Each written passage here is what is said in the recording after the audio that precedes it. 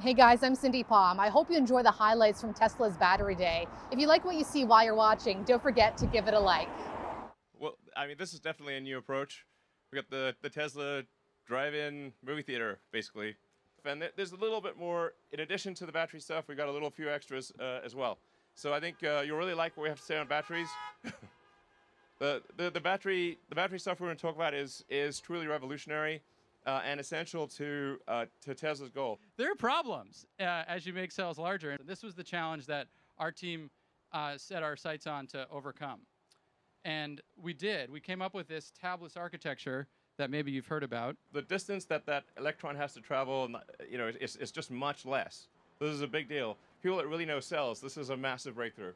And so when we put it all together and go to our new 80 millimeter length, 4680, we call this new cell design, we get 5 times the energy with 6 times the power and enable 16% range increase, just form factor alone.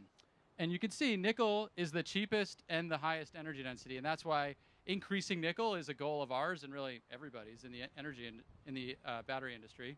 But one of the reasons why cobalt is even used at all is because it is a very stable bookshelf.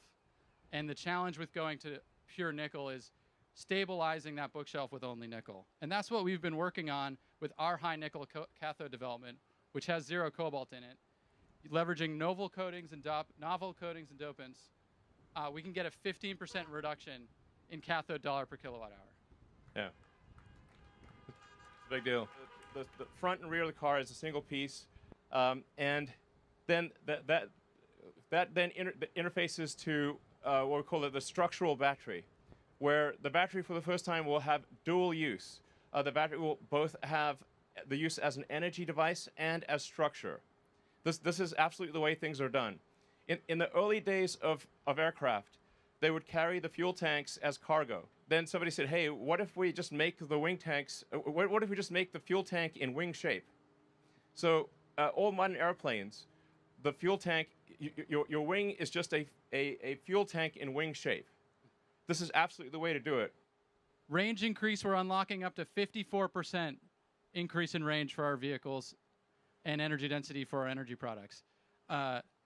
56% reduction in dollars per kilowatt hour at the battery pack level, and a 69% reduction in investment per gigawatt hour, which is the true enabler when we talk back about how do we achieve this scale problem here. Now, to be clear, it will take us probably a year to 18 months to start realizing these advantages, and probably to fully realize the advantages, probably it's about 3 years or thereabouts. I mean, long term, we want to try to replace about at least 1% of the total vehicle fleet on Earth, which is about 2 billion vehicles. So long term, we want to try to make about 20 million vehicles a year.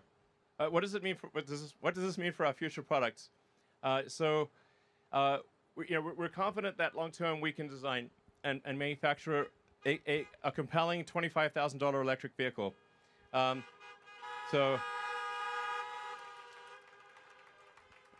This has always been our dream from the beginning of the company. I even wrote a blog piece about it because our first car was an expensive sports car, and then it was like slightly less expensive sedan, and then finally sort of a mass market premium, but like the Model 3 and Model Y.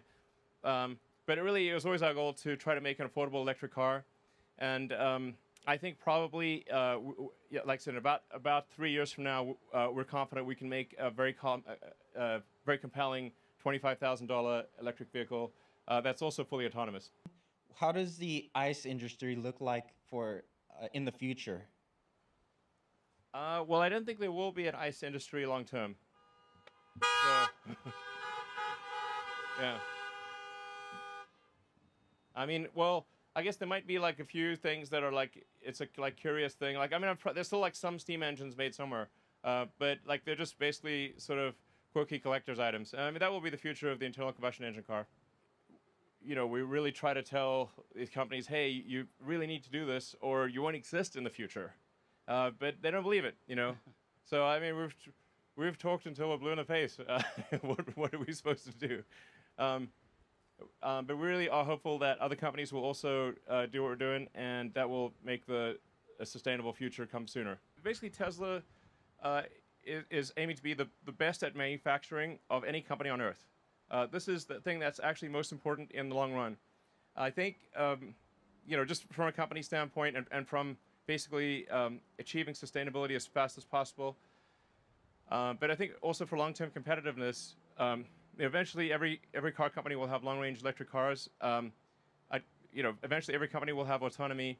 I think, but not every company will be great at manufacturing. Tesla will be absolutely head and shoulders above anyone else in manufacturing. That is our goal.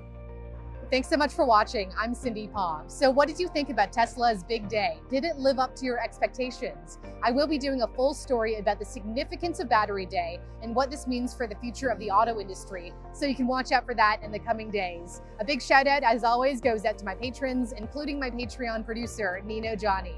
I will see you all very soon.